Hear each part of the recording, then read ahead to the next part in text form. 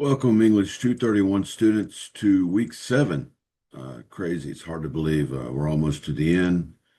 Hope you're ready for the end and ready to finish strong. So this week we're talking about a couple of my favorites here. We're going to talk about Poe and Hawthorne and Melville. So I'm going to give you a quick short lecture here, and then there's things for you to read. Of course, be ready to submit your final journal entry next week. I'll be grading those others and having them back to you this week, so you'll have feedback on those starting today, probably through the end Wednesday.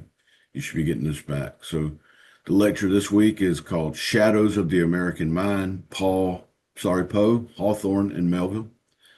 This week, as we enter the darker corridors of American lit, we're going to be sending some stuff in the past. While the Transcendentalists focused on nature, optimism, and the power of the self, the writers we're reading now are heading towards now Edgar Allan Poe, Nathaniel Hawthorne, and Herman Melville. They all grappled with doubt, fear, obsession, and alienation.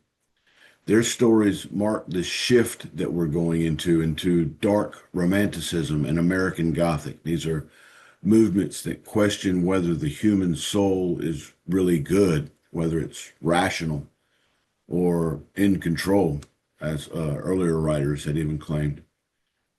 First, we're looking at Poe, the fall of the House of Usher.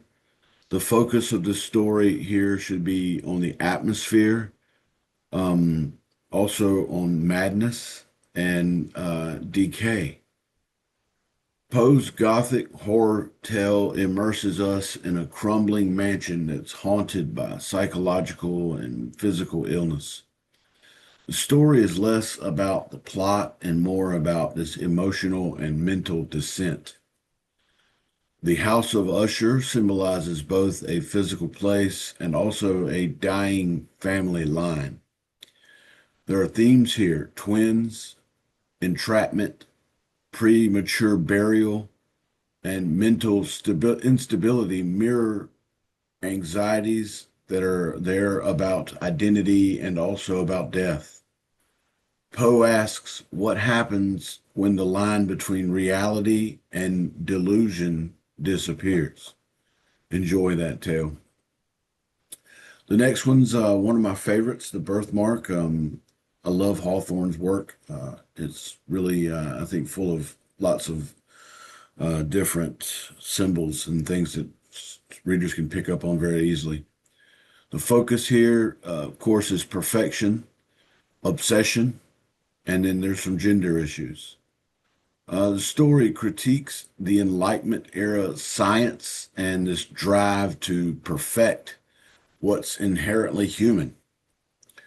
Aylmer, the one of the characters there, his obsession with Georgiana's birthmark is a symbol for the destructive pursuit of a flawless figure or flawlessness.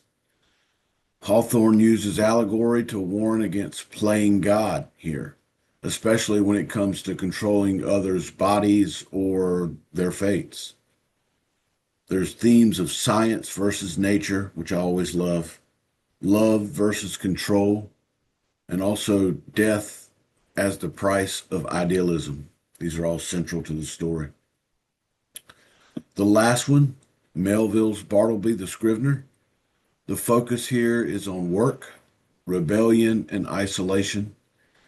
It's set in a Wall Street office, not Wall Street as you know it, but back in Melville's time.